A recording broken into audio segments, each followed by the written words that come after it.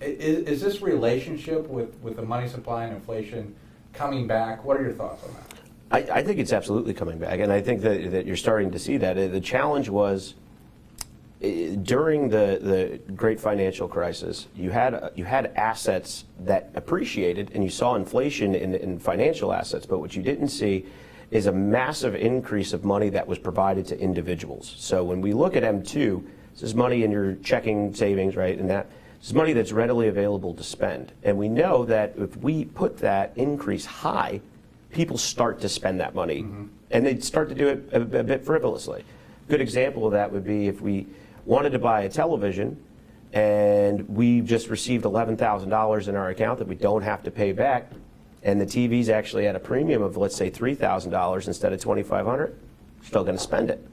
And so as long as there is more money searching for goods, there's going to continue to be inflationary pressure. And what that tends to settle or create is folks start to make habits. They get very used and accustomed to certain things, whether that's from food or travel or durable goods, and those habits become very, very difficult to break. So I think your TV example is pretty good, right? Because this might be what we're starting to see. And the question is, what would be bullish would be see inflation moderate, come down. That really hasn't happened yet. We've seen it somewhat, couple months that core looks good. Do you see any of the baskets that look like they could moderate? Like you said, electronics and the durable goods, we think that could start coming down. But are you going to see the opposite? Price pressures just start hitting the service side?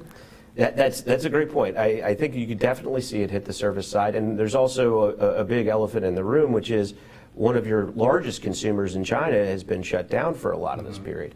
As China continues to open, that potentially puts some pressure on a lot of your input costs.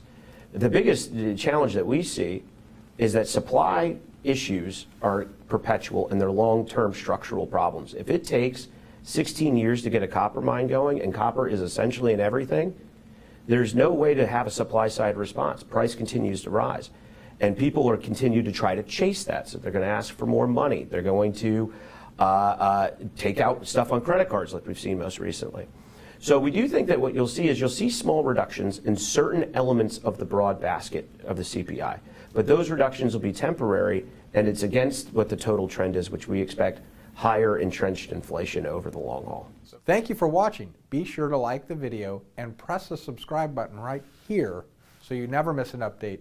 If you have any questions or would like to get in touch with an advisor, click the link in the description below to request a meeting. We'll see you next time.